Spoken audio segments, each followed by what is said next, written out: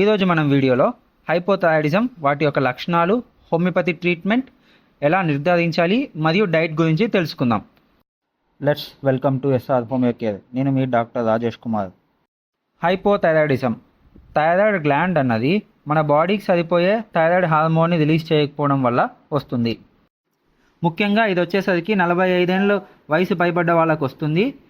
Few కేసెస్లో 18 ఏళ్ళ నుండి 35 వయసు వాళ్ళకు కూడా రావడం జరుగుతుంది. కాజెస్ వచ్చేసరికి autoimmune disease, family history of thyroid surgery, pituitary gland disorder, pregnancy time మరియు iodine deficiency in the body and thyroiditis వల్ల రావడం జరుగుతుంది. ఇప్పుడు మనం లక్షణాల గురించి తెలుసుకుందాం.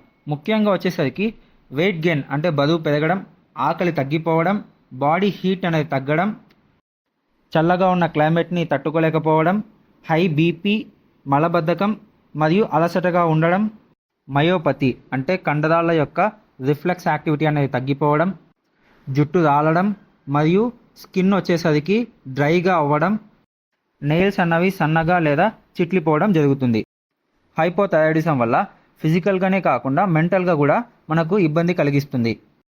లక్షణాలు వచ్చేసరికి జ్ఞాపక శక్తి మందలించడం, ఆలోచించడంలోనూ గుర్తు పెట్టుకోవడంలోనూ మరియు ఒక విషయం మీద శ్రద్ధ పెట్టడంలోనూ మనకు ఇబ్బంది కలగడం జరుగుతుంది.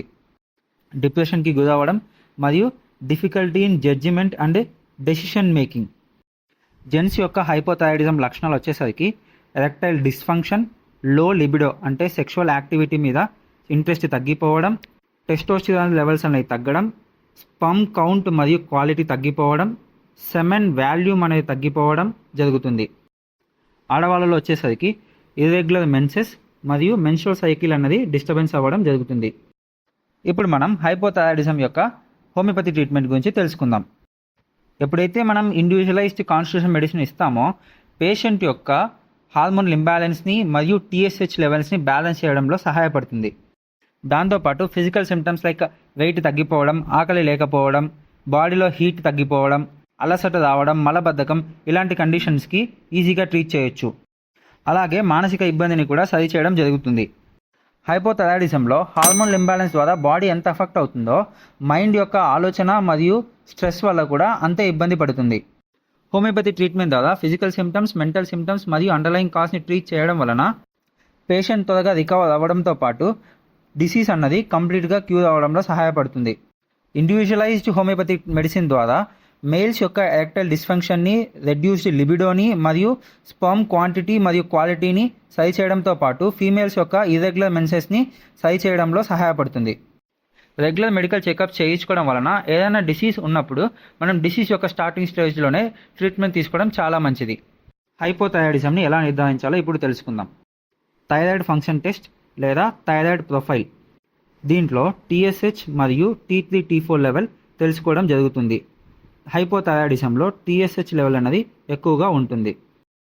నెక్స్ట్ వచ్చేసరికి అల్ట్రాసౌండ్ ఫర్ థైరాయిడ్ గ్లాండ్ మరియు అయోడిన్ లెవెల్ని తెలుసుకోవడం మంచిది.